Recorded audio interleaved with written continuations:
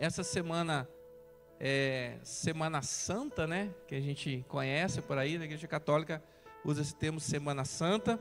E hoje é considerado aí o domingo de Ramos, domingo de Ramos. Aqui não mais, mas antigamente, e geralmente nos interiores, isso é muito mais expressivo, né? Eu lembro que há 20 anos atrás, aqui mesmo do bairro, ou em alguns lugares, eles faziam aqueles negócios na rua, né? De procissão, isso é a Igreja Católica, né? Fazia desenhos no chão, eu não sei se era nesse domingo, se era na Páscoa, mas tinha, expressava mais isso daí. E hoje, dentro da tradição cristã, é considerado, então, nós vamos ter a celebração da Páscoa, mas considerado aqui hoje começa o domingo de Ramos, né?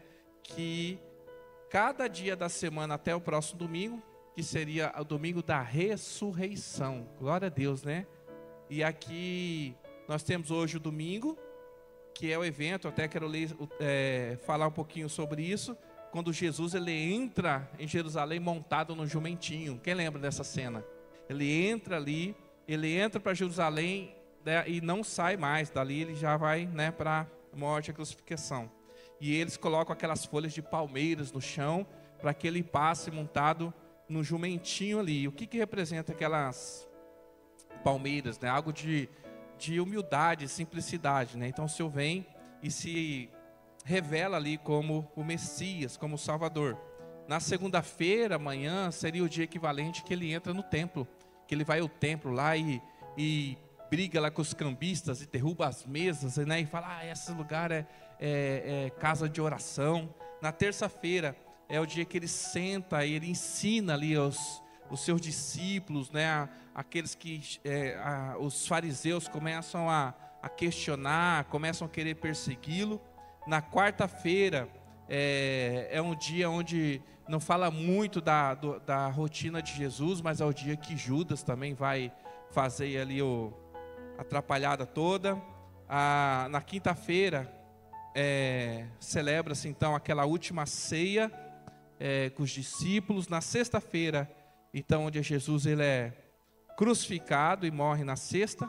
Sábado é o dia de silêncio, é o dia que Jesus ele está sepultado, né? Então está nas profundezas, vamos assim dizer. E domingo, então, é o domingo pela manhã da ressurreição. Então é uma semana também de reflexão para a gente entender, né, essa jornada. Nunca devemos nos esquecer, mas nós temos que ter essa tradição de lembrar das Escrituras. O judeu ele tem isso muito forte, e a palavra de Deus, que não tem a ver com o judeu, mas tem a ver com nós, diz para a gente não se esquecer, para a gente ensinar aos nossos filhos. Diz assim que uma geração contará a outra geração, amém? Então ensine seus filhos, né? Com certeza domingo, inclusive pais, está sendo preparado aqui um tempo especial com as crianças, tá bom? Então vai ter presente para elas, vai ter o ensino sobre a Páscoa, a verdadeira Páscoa. Então traga os seus filhos para que eles possam ser edificados também, né? Eu não tenho problema se você comprar ovo de Páscoa para o seu filho, fique à vontade. Se comprar para o meu também eu aceito, tá bom?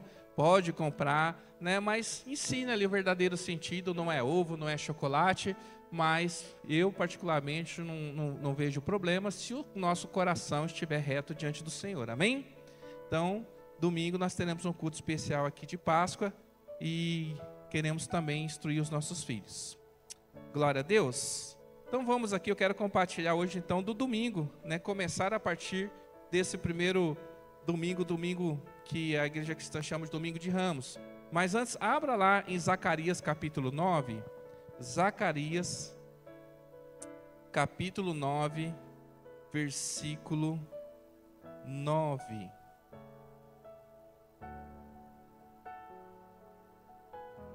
Legal. Zacarias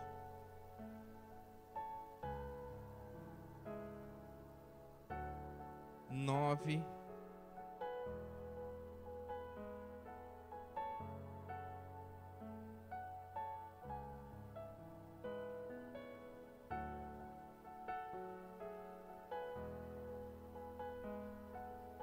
Amém?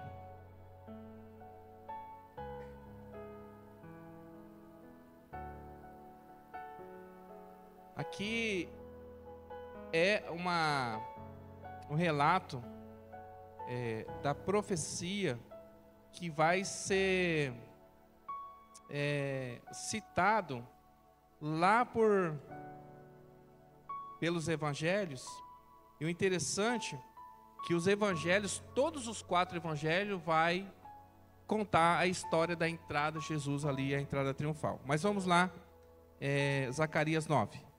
Alegre-se muito, cidade de Sião, exulte Jerusalém, eis que o seu rei vem a você, justo e vitorioso, humilde e montado num jumento, um jumentinho, cria de jumenta. Ele destruirá os carros de guerra de Efraim, os cavalos de Jerusalém, e os arcos de batalha serão quebrados. Ele proclamará paz às nações e dominará de um mar a outro, do Eufrates até os confins da... Glória a Deus. Imagina só, Jesus, ele chega em Jerusalém e ele vai parar ali no Monte das Oliveiras, e do Monte das Oliveiras você tem uma visão panorâmica do templo, da cidade de Jerusalém. E havia uma promessa de que o rei, que o Messias, ele entraria na cidade. Nunca ninguém tinha feito isso. De repente Jesus chega lá e ele fala, para os seus discípulos: vão até tal lugar, e lá vocês vão encontrar um jumentinho lá, e vocês falam lá. Se alguém perguntar, você fala assim: olha, o mestre mandou. Então eles foram, e assim alguém falou: por que vocês querem o jumento? E aí ele falou: não, o mestre mandou. Então levam o jumento a Jesus, Jesus monta sobre ele e desce. Então ele vai entrando na cidade de Jerusalém. E ali as pessoas automaticamente associam essa promessa. Eles já conheciam quem era Jesus, já sabiam dos milagres, Jesus já era popular, já havia uma certa tensão sobre Jesus, que ele era o Messias, que ele era o Senhor, que ele era, se declarava Deus, que se declarava rei. Então a população que era oprimida por Roma ali, viviam ali como subjugados ao domínio de Roma. Quando vem Jesus montado no jumentinho, ele está se declarando como rei, aquele que viria para livrar Jerusalém de toda a opressão dos inimigos. E aí eles então começam a celebrar. Vem uma multidão à frente, uma multidão atrás. Eles começam a espalhar ramos no chão, declarando que o rei chegou em Jerusalém. Glória a Deus. E eles sabiam dessa promessa. Eu vou ler de novo, olha só. Quando eles veem Jesus, aclamado pela multidão, entrando em Jerusalém, olha a expectativa que foi gerada no coração desse povo. Alegre-se muito, cidade de Sião, exulte Jerusalém. Zacarias 9:9, não estou lendo aqui. Eis que o rei vem a vocês, justo e vitorioso, humilde e montado num jumentinho. Aí tudo bem, Jesus está ali dessa maneira, humilde, simples, em cima do jumentinho. Ele chegou em Jerusalém, ele entra na cidade. E o que eles esperam que Jesus vai fazer então? Versículo 10, ele destruirá os carros de guerra de Efraim, os cavalos de Jerusalém, os arcos de batalha serão quebrados. Ele proclamará paz às nações e dominará de um mar a outro, e do Eufrates até os confins da terra. Então eles esperavam que Jesus, após aquele ato de humildade, de montado no jumentinho, ele pegasse uma espada, fosse até o palácio do governo romano e declarasse: eu sou rei desse lugar, e ali dominasse, com guerra, com seus soldados, com seus valentes, com uma revolução do povo, uma revolta ali da população, e eles conquistassem de novo o reino, para que eles pudessem viver as promessas de Deus. E havia promessas, irmãos. A Bíblia, ela todo tempo, de capa a capa, ela está apontando para Jesus, amém? Quem que era esse Messias? Onde que esse Messias foi profetizado? E eles conheciam a palavra, Esse Messias, Jesus, ele foi profetizado desde Gênesis 3, que o fruto, a descendência da mulher, ia pisar a cabeça da serpente. E eles falaram assim: é agora que nós vamos viver esse momento. Gênesis 12, Deus tinha profetizado através da vida de Abraão que a sua descendência abençoaria todas as nações da terra. Então, assim como Jesus é aquele que pisou a cabeça da serpente, em Jesus todas as nações da terra são abençoadas. É aquele que em Gênesis 22, Deus ele deu o cordeiro para o sacrifício. Quando Abraão ele vai oferecer o filho dele como sacrifício, Isaac, mas na hora, né, que o filho pergunta, né, ali antes de chegarem a esse lugar, olha, tem a faca, tem a lenha, mas onde está o cordeiro? E Abraão fala o quê? Deus proverá o cordeiro para o sacrifício. E lá naquele monte, naquele lugar de sacrifício, o Senhor proveu o cordeiro, dizendo: Jesus é o cordeiro de Deus, né? E aí quem mais? Lá em Gênesis 49, foi declarado também a respeito de que se levantaria o leão da tribo de Jacó. Jacó profetizou que o leão da tribo de Judá, profetizado por Jacó, ele receberia o cetro de autoridade. E aí o povo, será que agora que o leão vai rugir? Será que agora que vai tomar o cetro de poder? Lá em 2 Samuel, no capítulo 7, é declarado também que o descendente de Davi receberia autoridade e poder, e o trono eterno seria dele para sempre, né? Ao momento quando Davi, ou quando Daniel, lá no capítulo 7, ele tem uma visão, onde tinha os anciãos de dias, que eles estavam no céu, e muita gente rodeado lá, até que chega alguém, e os anciãos de dias reconhecem e dá o trono para aquele que vem governar sobre os céus e sobre a terra. Esse é Jesus, o Messias prometido. E eles aguardavam esse momento. Então, quando Jesus vem montado no jumentinho, querido, eles pensaram: é agora, é agora. Esses dias eu sonhei, eu lembrei, esqueci, eu tenho dificuldade de lembrar de sonho, eu lembrei agora. Eu sonhei com algo, irmão, que para mim era a volta de Jesus. E o que eu lembro do sonho, que foi bem diferente do que a Bíblia relata, né? Mas eu tinha um entendimento que era a volta de Jesus. Que a gente estava hospedado num casarão, num lugar com muitos quartos. Eu lembro que tinha pessoas da igreja, mas eu não sei dizer quem daqui era. Mas eu lembro que aconteceu um evento na madrugada, que eu entendia que era a volta de Jesus. Mas então, assim, algumas pessoas tinham sumido, mas algumas pessoas de nós ainda estávamos lá. E a gente estava feliz porque a gente ia encontrar Jesus, né? Um sonho bem diferente. A gente saiu para as ruas vazias, mas a gente estava feliz porque a gente ia encontrar Jesus. Depois que eu acordei, que eu fiquei pensando assim, mas se o povo que sumiu... Mas no sonho eu estava feliz porque eu ia encontrar com Jesus, e quem tinha sumido, sei lá, Deus estava vendo alguma coisa com eles lá, não era coisa boa ter sumido. Mas eu falei: rapaz, mas na Bíblia não é assim que diz. Então eu não sei se era um sonho que quem dorme de barriga cheia, mas no sonho eu estava feliz porque eu tinha ficado e eu ia encontrar com Jesus. Mas a Bíblia diz que quem fica é que não encontrou com Jesus. Misericórdia. Então estou um pouco preocupado. Então, eu tenho pensado esses dias aí um pouquinho, mas uma coisa é certa: ele vai voltar, amém? Ele vai, e esse momento nós viveremos.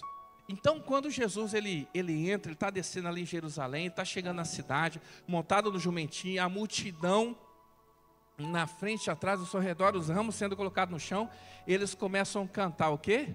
Hosana, Hosana, Hosana nas alturas. E eles estão citando, vai lá, Salmo 118. Salmo 118.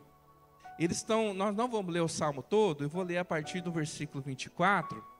Eles estão declarando esse trecho do Salmo, que diz justamente sobre o momento que o Messias ia libertar o povo do jugo da escravidão. Salmo 118, versículo 24. Se você depois leia o salmo todo, né? Mas quando chega aqui, ele diz assim: este é o dia em que o Senhor agiu. Olha só segura aí, gente. Você crê que Deus é Deus? Você crê que Deus que ouve a tua oração? Você crê que Deus sabe daquilo que você precisa? Mas existe um tempo que mesmo a gente crendo, mesmo a gente vivendo, tem dias que Deus não se move, Ele não age, não é isso? Aí passa o dia e você fala: não foi hoje, mas Deus vai agir. Não foi hoje, mas Deus vai agir. E aqui eles estão celebrando o dia que o Senhor agiu, né? Quantas vezes o Senhor já agiu? Quantas vezes você percebeu, cara, aconteceu, Deus respondeu, né? É assim. Então eles estão celebrando o dia. Então versículo 24: este é o dia que o Senhor agiu, alegremo-nos e exultemos neste dia.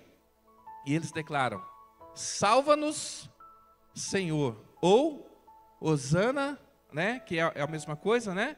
Nós imploramos, faze-nos prosperar, Senhor. Nós suplicamos, bendito é o que vem em nome do Senhor. Da casa do Senhor nós os abençoamos. O Senhor é Deus, fez resplandecer sobre nós a sua luz. Junte-se ao cortejo festivo, levantando ramos até as pontas do altar. Tu és o meu Deus, graças te darei, ó meu Deus, e eu te exultarei. Deem graças ao Senhor, porque Ele é bom, e o seu amor dura para sempre. Então, quando eles estão celebrando, dizendo hosana, hosana, o que os evangelhos citam, eles só falam ali desse trecho, mas eles estão citando o Salmo 18, dizendo assim: hoje se cumpriu a promessa, o Senhor agiu, o Senhor se manifestou, e eles começavam a clamar a Jesus: salva-nos por favor, salva-nos, Senhor. E eles entendiam que aquele era o dia da salvação, né? Só que salvação que eles esperavam? Eles esperavam a salvação do jugo, da escravidão, da opressão do inimigo. Só que o interessante é que não foi isso que aconteceu. Todos esperavam, esse é o primeiro dia, o domingo, que ele entra em Jerusalém. Ele termina a sua procissão, ele vai para outro lugar. Vai ali, talvez, né, para o lugar onde estava separado para ele. Mas no outro dia, agora, qual que é a expectativa? Jesus, ele vai procurar o palácio do governo. E lá ele vai se proclamar rei. E vai destituir o governo romano sobre nossa cidade. Mas Jesus, ele não vai para o palácio do governo. Para onde que ele vai? Na segunda-feira, qual o lugar que ele entra? Ele entra no templo. Eles esperavam que Jesus entrasse no palácio do governo, mas o Senhor foi para a igreja. O Senhor foi para o lugar de adoração. Não aconteceu como eles esperavam. Ele foi para o templo. Então não aconteceu. Ele não destronou os governos, ele não destruiu os exércitos, mas vai acontecer. Amém? O que Jesus fez então? Antes de assumir o trono de governo, Jesus assumiu um lugar de adoração do seu povo. Nós viveremos o dia, e veremos o dia, que Jesus estará sentado no seu trono, governando sobre todas as nações, amém? Isso não é figurado, isso é literal. Ele é o rei de toda a terra, e diz que ele é rei dos reis, e diz que todo joelho se dobrará diante dele. Mas esse momento nós não vimos ainda. Mas o que o Senhor ele faz antes de assumir o governo político, ele assume o trono como Deus e o Senhor de toda a terra. Então nós temos uma expectativa muito grande, todo mundo, em que assuma o governo da nossa nação, da nossa cidade, alguém que seja justo e alguém que tira o jugo de sobre o povo, né? E a Bíblia fala, né, que quando o justo governa, o povo, ele como é que diz o texto? Quando o justo governa, o povo, ele não perece, né? O povo, ele é abençoado. Agora, quando o injusto governa, o povo vai sofrer. E nós vivemos com essas injustiças com o governo. Só que, irmão, não é um político assumindo um lugar de poder que vai trazer salvação para o povo. Nós vivemos num período onde que nós estamos buscando o alívio e a salvação naqueles que não pode dar para nós. Jesus não está no governo, Jesus está no templo. Porque não chegou o momento de nós nos prostrarmos diante daquele que governa. E ele governa desde já. Mas o mundo não o reconhece ainda. Ainda vivemos num tempo onde nós nos prostramos diante do Senhor no templo. Nós o adoramos como Senhor e como Rei. Amém? Então, o que eu quero compartilhar hoje sobre salvação, sobre esse hosana, e nós clamamos, nós cantamos, a igreja hoje canta, hosana, não é? Hosana, o que nós estamos dizendo? Salva-nos, Senhor, por favor, interfere, venha, Senhor. E nós vamos clamar por salvação hoje. Mas que tipo de salvação você espera? Como que o Senhor espera como que você espera que o Senhor haja nessa noite? Se for para você cantar um Salmo 118, celebramos porque o Senhor agiu. Qual é a área que você espera que o Senhor venha agir nessa noite? Você espera cura física? Você espera portas, oportunidades? O que você espera do Senhor? Né? Pode ser que as nossas expectativas sejam supridas, sejam superadas, e pode ser que o Senhor quer nos salvar de outra maneira. Nós devemos ouvir isso da parte do Senhor, amém? Então eu quero tentar ser breve e usar dois exemplos na Bíblia que podemos observar sobre essa questão da salvação, como que nós podemos e como nós queremos ser salvos. Primeiro está lá em Números, no capítulo 20. Números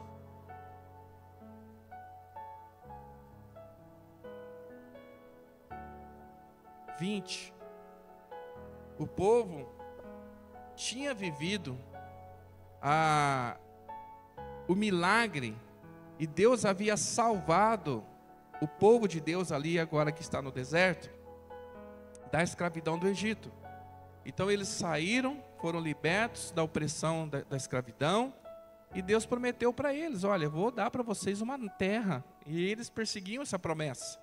E chegou o tempo, o Senhor agiu, as pragas, o mar que se abriu, o maná, as codornizes, a coluna de fogo, a coluna de nuvem que protegia eles durante o dia, e eles saem.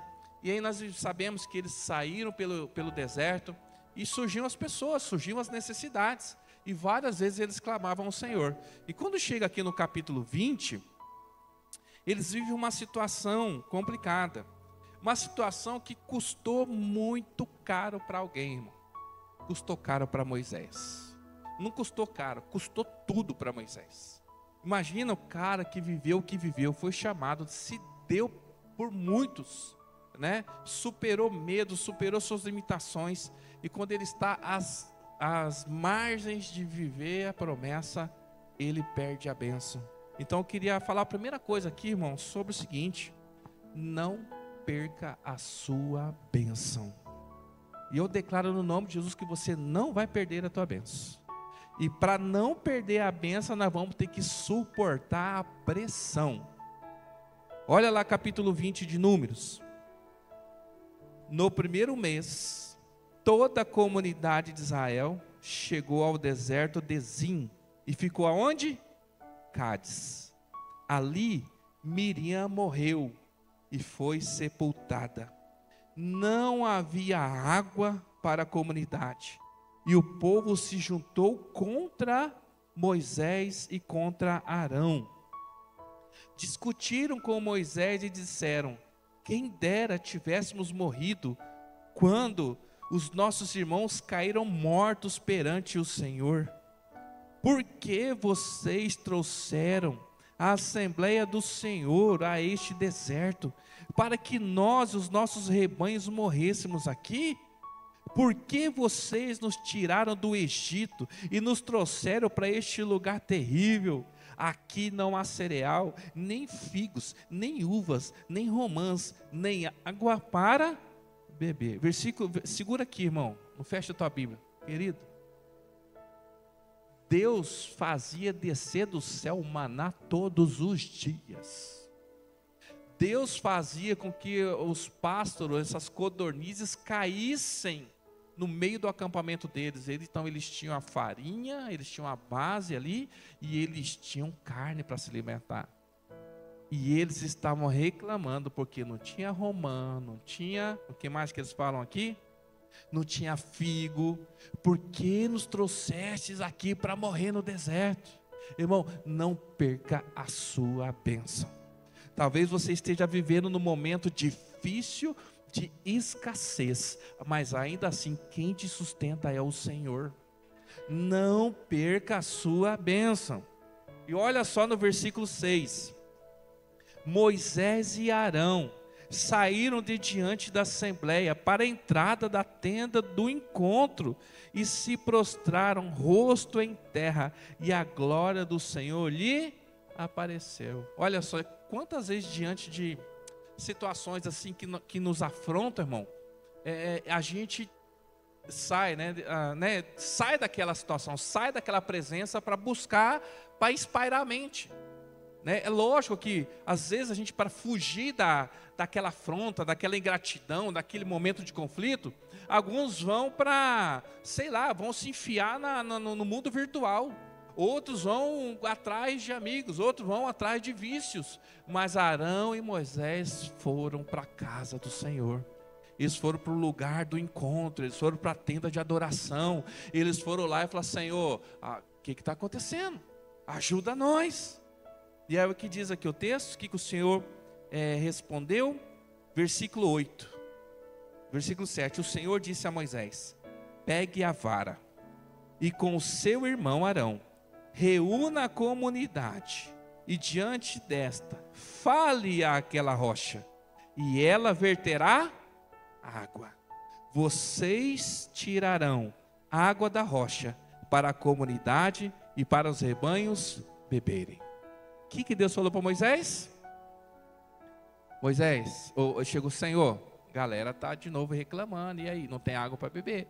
O que Deus falou? Pega a vara. Qual a vara? Aquela vara que ficava onde? Dentro da arca. Pega a vara. Vai e reúne todo mundo, faz aquele grupo, sobe na pedra e declara para a pedra. A vara representava o quê? A autoridade. E fala assim: você agora diga à pedra, jorre água, e você vai trazer água para toda a comunidade. Então, o que diz aqui, versículo 12, versículo 9, então Moisés pegou a vara que estava diante do Senhor, como esse lhe havia ordenado. Até aqui Moisés fez tudo como o Senhor tinha dito. Versículo 10, Moisés e Arão reuniram a assembleia na frente da rocha. Muito bom. Moisés disse: escutem, rebeldes, será que teremos que tirar água dessa rocha para lhes dar? Foi isso que Deus disse para ele? Deus disse para ele dizer ao povo ou dizer à rocha? E aí o que ele fez? Então 11, Moisés ergueu o braço e bateu na rocha. Uma vez, duas vezes com a vara. Jorrou água e a comunidade e os rebanhos beberam. Versículo 12, o Senhor, porém, disse a Moisés e Arão: como vocês não confiaram em mim para honrar a minha santidade à vista dos israelitas, vocês não conduzirão esta comunidade para a terra que lhes dou. Gente, Moisés perdeu a bênção dele por causa dos outros. Ele estava com, não era nem com a faca e o queijo na mão, era a vara e a rocha. E ele perdeu a oportunidade, porque ele não teve, se a gente pudesse dizer nos dias de hoje, controle emocional. Porque ele não contou até 10. Porque ele não teve paciência. Irmão, olha só, vamos usar esse termo, controle emocional, que está em ato. Falta de controle emocional pode comprometer os planos e as promessas de Deus para a nossa vida. A gente não ter domínio próprio. Você fala, a culpa era de Moisés? Era Moisés que estava reclamando? Irmãos, assim, eu não lembro de ter um relato desse da travessia pelo deserto que Moisés murmurou. Eu sei que Moisés intercedia pelo povo, e toda vez que Moisés tinha alguma queixa, ele ia para o Senhor. Então quando a gente fala nele, não murmurava, ele reclamava para Deus. Toda murmuração vinha do povo, mas Moisés foi contaminado, o coração dele se encheu e ele perdeu a bênção, né? É lógico que aquelas pessoas também ficaram, não entraram na terra prometida. Mas quem que entrou na terra prometida? Quem que entrou lá? Lembra dos espias? Quantos entraram? Quem entrou? Né? E Josué foi, Josué entrou. Agora, Moisés, que fez todo o trabalho, irmão, que ele, lógico que através do Senhor, mas ele não entrou. Então, Deus, ele nos salva. Jesus, ele tem poder para nos salvar, amém? Só que se a gente gerar uma expectativa errada naquilo que o Senhor vai fazer, nós podemos perder a nossa bênção. O povo, no domingo, celebrou a chegada do Messias. Sexta-feira eles estavam gritando: solte Barrabás e crucifique Jesus. Você está entendendo? Hoje é domingo, nós estamos celebrando o nome de Jesus. Mas pode ser que, se as coisas não acontecerem como eu e você esperamos, antes de sexta-feira a gente já está blasfemando e murmurando, perdendo a nossa bênção. No domingo eles celebraram a chegada de Jesus. Na sexta-feira eles crucificaram o Senhor. Eles celebraram a libertação do Egito, mas estavam ali acusando. Diz que eles se reuniram diante de Moisés e Arão, dizendo: isso é culpa de vocês.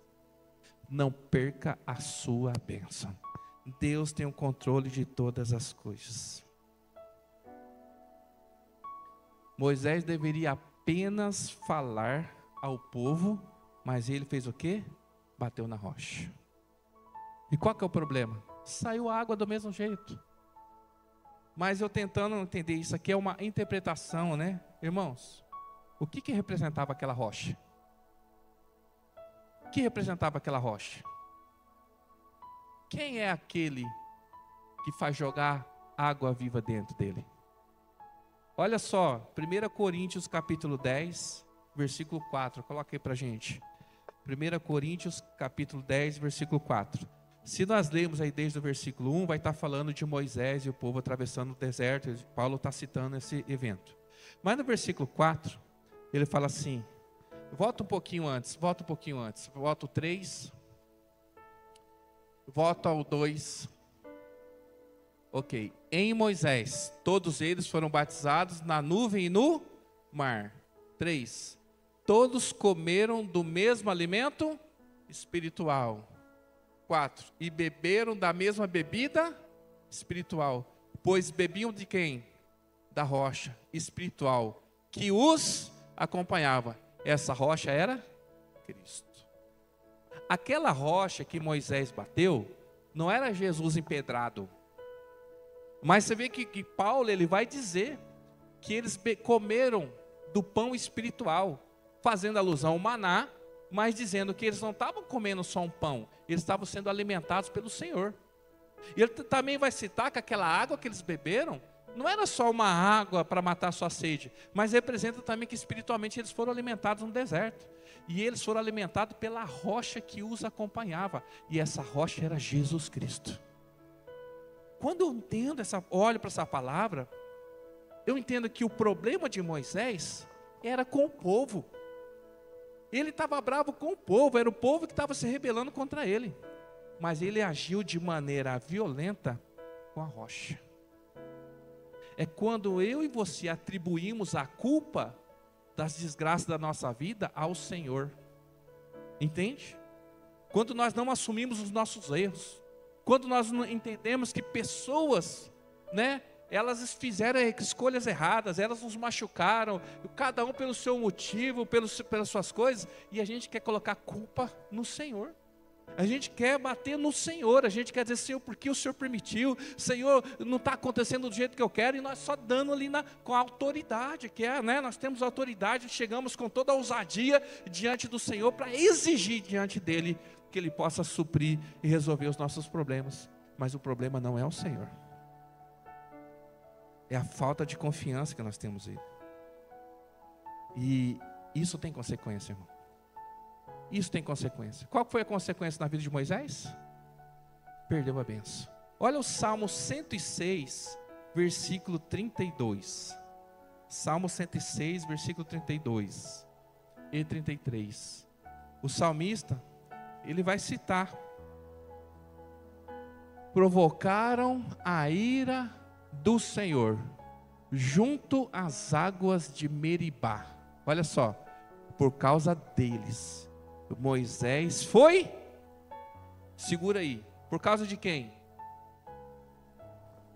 O povo provocou a ira em Moisés, Moisés não teve saúde emocional, ele não teve domínio próprio, ele se irou e ele não deu varada no povo, mas ele foi ali, deu na rocha. Mal sabia ele que aquela rocha representava Jesus, que é o provedor.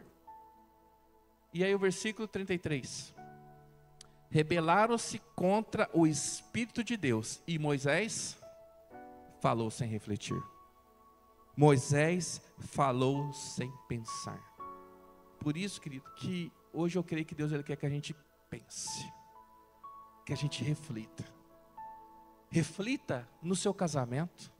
Será que as coisas que não estão indo bem têm a ver com o Senhor? Será que é diante do Senhor que nós vamos apontar, nós vamos reclamar, ou nós precisamos refletir? Diante da tua situação, de qualquer uma que seja, daquilo que você precisa ser salvo, reflita. Não tome decisões precipitadas, não diga palavras precipitadas. Irmãos, a gente sabe que os nossos maiores problemas interpessoal são palavras ditas sem sabedoria. Os problemas que nós temos no casamento, a gente fala uma palavra no calor do momento, e aquilo entra no coração, e para você curar aquilo lá é difícil. Né? Muitos de nós ainda até hoje carregamos marcas, traumas e tudo aquelas coisas, de palavras que foram ditas, de coisas que aconteceram com a gente, sei lá, anos atrás. Mas por isso nós devemos refletir. Diz aqui que provocaram a ira de Deus, mas quem foi castigado foi Moisés.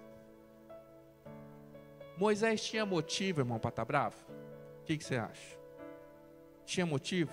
Olha o capítulo 20, o versículo 1. Olha que coisa difícil.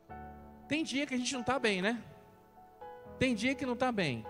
A gente percebe, dia de pagamento está todo mundo bem.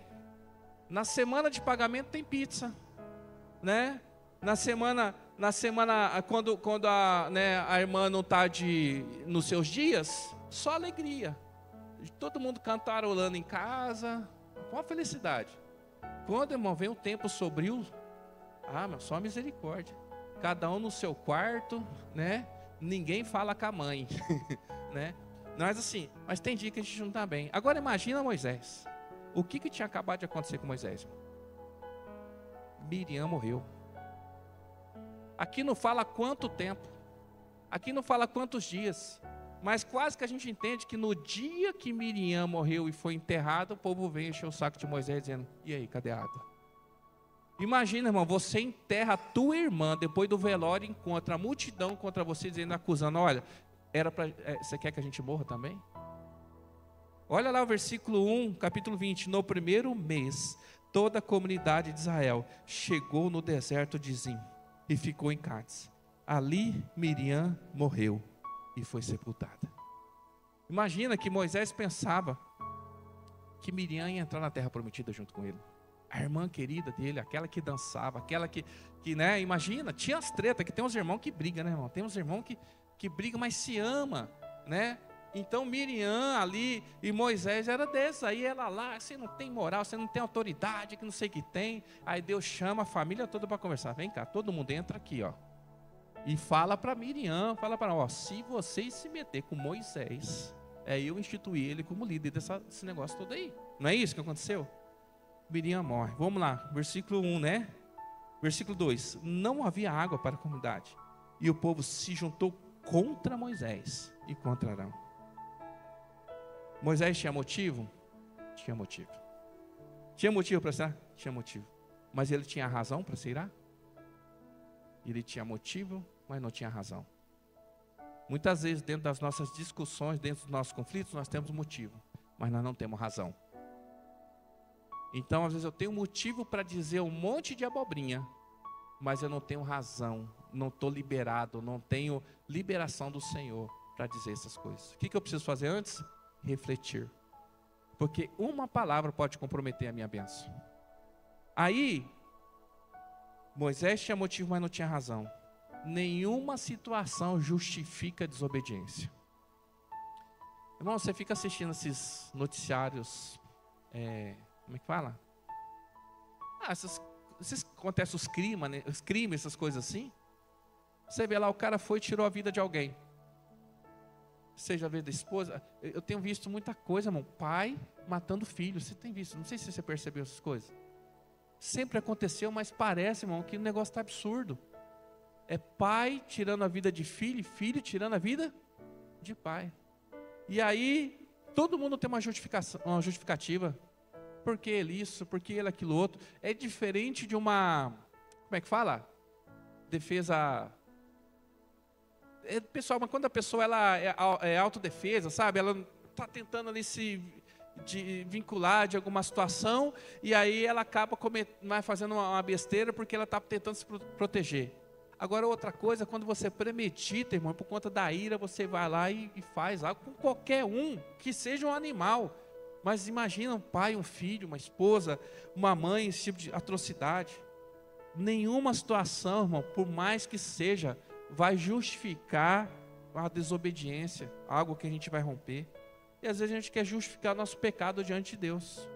Eu não aguentei, porque alguém disse, porque aconteceu aquilo outro, irmão. Não perca a sua bênção, amém?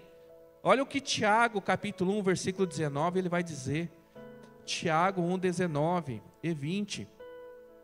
Meus amados irmãos, tenham isto em mente. Sejam todos prontos para ouvir, tardios para falar e tardios para irar-se, pois a ira do homem não produz a justiça de Deus. Deixa eu falar. Por mais que você tenha motivo, por mais que você tenha razão na situação, a partir do momento que você se irou, a justiça de Deus é anulada da sua vida. É mais fácil você ser humilhado, ser injustiçado, mas de boca calada.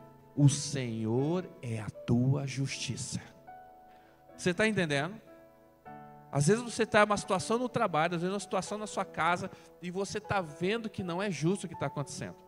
Você pode discutir, você pode argumentar, você pode tentar resolver? Claro que pode, deve. Mas é o seguinte, a partir do momento que a gente se ira, perde o controle da língua, aí não precisa nem continuar lendo Tiago, né? Que a língua é um órgão desse tamanhozinho, mas incendeia uma floresta inteira. A partir do momento que a gente perde o controle da língua, meu irmão, a justiça de Deus é cancelada. Ele não vai agir com justiça. Quem diz? Tiago, capítulo 1, versículo 20. Pois a ira do homem não produz a justiça de Deus. Então, você quer... Às vezes a gente fala assim, a gente briga, a gente xinga, a gente manda para tudo quanto lugar, a gente tal, aí depois ainda sai falando, Deus é justo. Você vai ver. Você vai ver o que Deus vai fazer. Vai fazer nada, vacilão. Porque se tivesse fechado a boca e confiado que Deus é justiça, ele se levantaria. Mas a gente quer ser justiça por ele. Nós nos iramos. Moisés quis ser a justiça, mas Deus tirou a promessa de Moisés. Você vê, até a bênção de Moisés foi cancelada, porque ele se irou. Então, fala assim, Senhor, me capacita, Senhor. Me dá domínio próprio, Senhor. Senhor, vem com a tua tenaz. Vem, sabe, Isaías? Vem, pega lá na brasa debaixo do trono do Senhor e queima a minha língua, Senhor. Mas que não saia nenhuma palavra e que não venha me irar diante do Senhor. Irmão, às vezes não é palavra. Às vezes um murro na mesa é uma atitude de ira. Às vezes um chute na porta. Às vezes abater a porta do carro. Às vezes você deixar de fazer alguma coisa. Isso é ira, anula a tua bênção e a justiça do Senhor não se manifesta. Mas quando nós descansamos e confiamos no Senhor, Ele é a nossa justiça. Ouça o sermão do monte, o Senhor falando. Não, mas a gente que quer, eu que quero resolver, não faz, irmão. Deixa o Senhor e a sua justiça. Porque aquele que é valente para se irar, tem que ser valente agora para assumir as consequências. Mas aquele que é humilde para se controlar, esse o Senhor vai comprar a tua briga, ele será a sua justiça.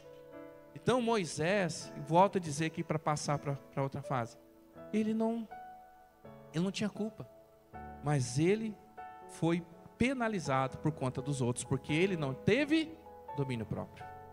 Agora, interessante que lá no capítulo 20, versículo 13, olha lá comigo, o último texto, nós vamos pular aqui para a segunda e última exemplo, então, sobre esse sermos salvos.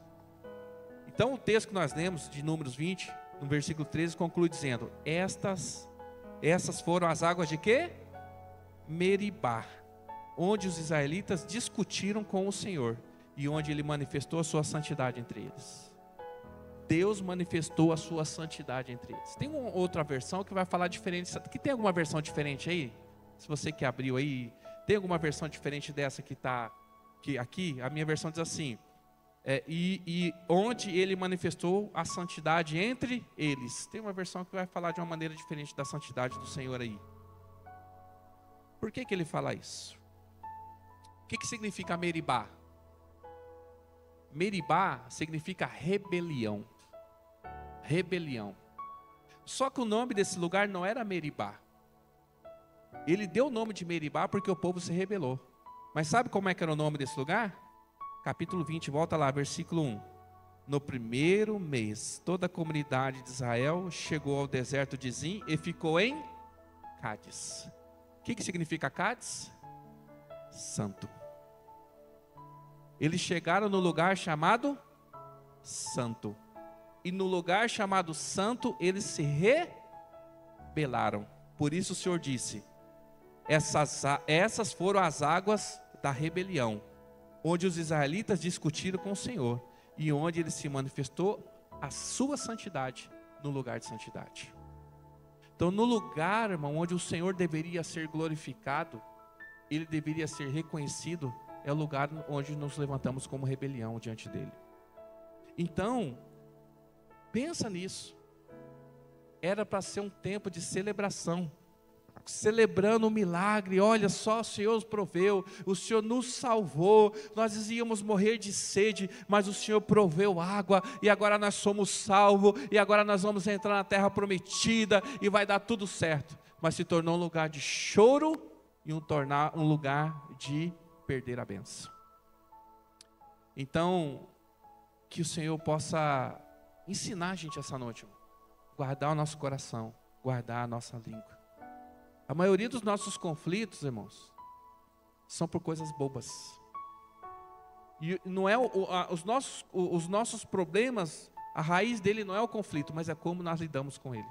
É a nossa comunicação, como nós lidamos com isso. Que o Senhor nos dê sabedoria em nome de Jesus, amém? Que nós não venhamos transformar o lugar de santidade em um lugar de rebelião, um lugar de paz, um lugar de guerra, mas que o Senhor nos dê sabedoria, e que naquilo que nós somos injustiçados, que se manifeste a justiça do Senhor, amém?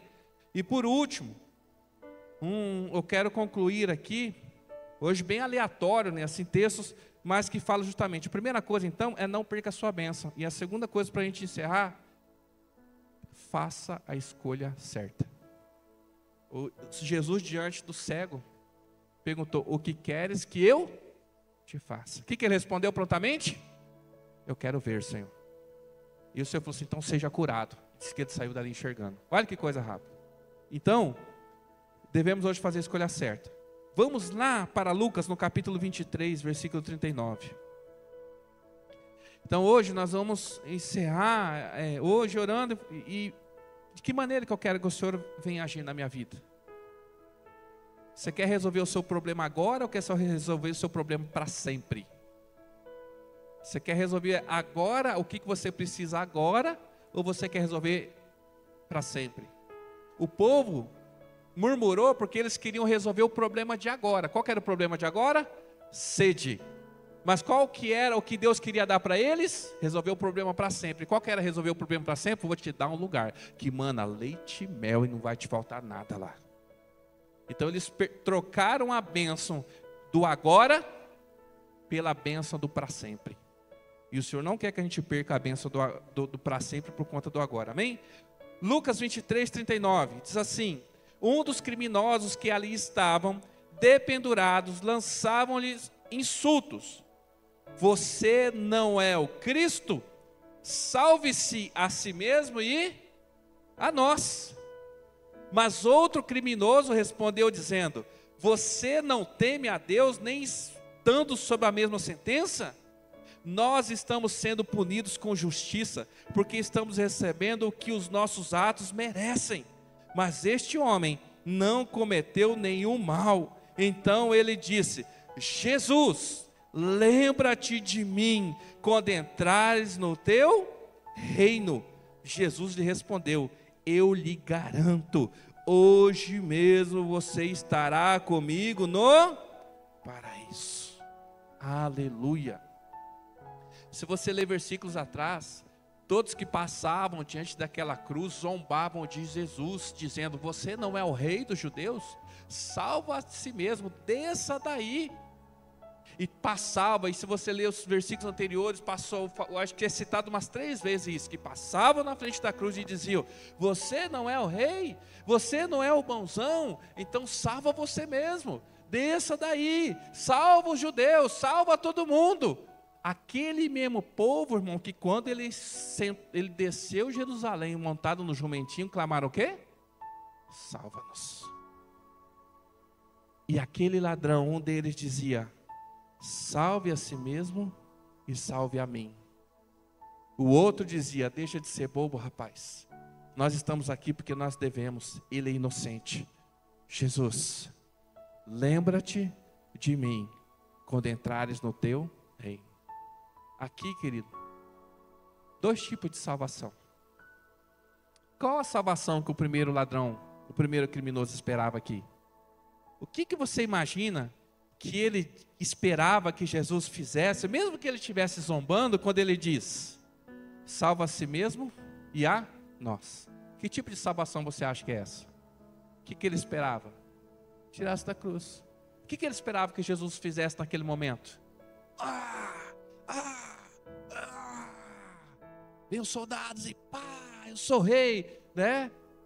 Ou como Jesus mesmo disse: se eu desse uma ordem, desceria o quê? Exército dos céus e destruiria todo mundo. E ele falou assim: então manda vir seu exército. Onde estão os seus soldados escondidos? Desça você da cruz e tira a gente daqui. Você sabe, irmão, que para muita gente ser salvo é descer da cruz. Você sabe que para muita gente ser salvo é ter cancelado a sua culpa, a sua pena, e ele ser livre do sofrimento. Tem muitas pessoas que não permanecem em Cristo, tem muitas pessoas que não permanecem na casa do Senhor, não permanecem sendo igreja, porque a expectativa deles é que o Senhor os livre do sofrimento, os livre da acusação, os livre do problema. Por isso que eles continuam sofrendo. E aí eles, decepcionados com aquilo que Jesus não fez, eles viram suas costas para Jesus, a ponto de acusá-lo. Talvez o que saciaria Moisés lá no deserto não era prover água do deserto, da pedra. O que era talvez? Que caísse um raio e matasse aqueles que estavam questionando ele. Que talvez ali, abrisse o chão, como já tinha acontecido, e engolisse os murmuradores. Mas mesmo assim, o Senhor deu água para aqueles que murmuravam contra ele. Você pensa nisso, irmão? Deus cuidando de gente que nem acredita nele mais. Porque a maneira como Deus ia exercer a justiça não era matando eles de sede, mas era impedindo eles de entrar na promessa. Por isso que tem muita gente que nega a Deus, continua pecando, está comendo, bebendo e está gordinho, e fala assim: está tudo bem, mas o dia que a porta se fechar, não entrarão no reino dos céus. Você está entendendo? Às vezes a nossa justiça, a gente quer que se manifeste na vida das pessoas com doença, com enfermidade. Está dando errado para mim, para o outro está dando certo. Você fala, aí você está batendo na pedra. E Deus está dando água para o povo. Deus está cuidando da saúde do ímpio. Deus está provendo chuva sobre a lavoura daquele que não adora Ele. E aí você fala: Deus não está fazendo nada. Mas um dia, irmão, a porta vai se fechar. E aí então a justiça de Deus será revelada a todas. Mas aqueles que perseverarem até o fim receberão a coroa da justiça. Amém? Então aqueles que perseverarem. Então não preste atenção na sua volta, faça apenas aquilo que o Senhor está pedindo. Então aquele homem na cruz, aquele criminoso, aquele culpado, ele questiona, então salvar do quê? Da cruz. Mas o outro, ele não fala para tirar ele da cruz. Ele sabe da condição dele, ele sabe que ele é pecador. Mas sabe o que ele fala? Permita-me entrar no teu reino. Porque a maneira como eu e você, primeiramente, irmãos, devemos desejar a salvação, não é livrar dos nossos problemas, mas é entrarmos no reino dos céus. Amém? Então, a frustração de alguns é que Deus não age da maneira como a gente espera. Poxa, ia ser muito legal Jesus entrar em Jerusalém e o céu abrir, irmão, e do nada chegar uns ET, uns OVNIs, sabe? Chegar uns anjos com, sei lá, com asa, sem asa, uns helicópteros, do nada ele abriu um buraco da minhoca lá. Irmão, ia ser demais. Anjo com espada de fogo, desce uns gigantes lá, começa a descer pedra de fogo, ia ser legal demais. Mas Jesus desceu do jumentinho e foi para casa. E ele foi no templo restaurar o templo antes de restaurar o governo. Primeiro ele quer restaurar o templo antes de restaurar o governo, querido. Então ele quer primeiro cuidar do nosso coração, ele quer cuidar do nosso espírito, ele quer nos salvar primeiro, antes de dar qualquer coisa. Não estou dizendo que Deus ele não vai livrar do sofrimento, que Jesus ele não pode nos favorecer, que ele não vai abrir as portas, que ele não vai aliviar a dor, que ele não vai curar. Não, ele pode fazer, e eu creio que ele vai fazer isso na vida de muitas pessoas, amém? Mas primeiro, ele vai restaurar o lugar de adoração. Primeiro ele quer restaurar. Quantas vezes nós vemos os milagres de Jesus, quantas vezes situações que as pessoas vão para receber cura, e além de curadas, sai de lá como? Salvas. Ela sai com a bênção e sai dali com a salvação. Sai com a cura e sai com a salvação. Então eu creio que nós podemos, irmãos, sair sim com a bênção financeira, com o livramento, mas acima de tudo, salvos. Amém? Então essa palavra é para quem de repente não entende o processo de Deus. De repente, espera que nesse momento Jesus agisse de uma maneira. Eu espero, irmãos. Como a gente fala, a gente ora, nós estamos nesse lugar, esse lugar é alugado. E como eu desejo um dia, irmão, que chega alguém aqui com um contrato, com uma caneta dourada, e fala, pastor, é só assinar, é teu. Irmão, vou ficar feliz. Vai ou não vai ficar feliz? Vou ficar. Por quê? Porque Deus me favoreceu, Deus nos salvou, Deus proveu. Mas pode chegar alguém aqui, bater na porta e falar assim, pastor, felizmente não deu, vocês vão ter que sair daqui porque nós vendemos o lugar. Aí sabe o que eu vou fazer? Pegar a vara e bater na rocha? Não, vou adorar o Senhor, dizer assim, louvado seja o Senhor, porque até aqui Ele nos ajudou, Ele nos favoreceu, e o Senhor tem coisas melhores para nós, amém? E às vezes o melhor de Deus, irmão, não é o melhor que você espera. Às vezes as nossas expectativas, eu canso de, eu falo muito isso aqui, né? As nossas expectativas, irmão, boicotam a gente de receber aquilo que Deus tem para nós. Então que nós possamos estar abertos, livres, o nosso coração esteja sincero diante do Senhor, para receber o que Ele tem para nós, amém? Você crê que o Senhor Ele pode nos salvar? E o Senhor tem resposta, o Senhor tem promessa, o que você acha? Então nós vamos clamar a Ele hoje. Nós vamos falar, Senhor, preciso de Ti, mas faça da Tua maneira. Irmão, que você não queira ser salvo apenas descendo da cruz, mas que a sua salvação seja entrar no reino do Senhor. Que você possa viver o para sempre e não perder isso por conta do agora. Existem necessidades agora, mas o Senhor Ele quer te abençoar para sempre. Existem bênçãos que são temporárias, mas o Senhor quer te proporcionar bênçãos eternas. Irmãos, para aquele homem rico que diz que Jesus ele conta a história, ele pede para que Lázaro, né, ele fala, apenas fala aí, molha o dedo na água e coloca na minha língua.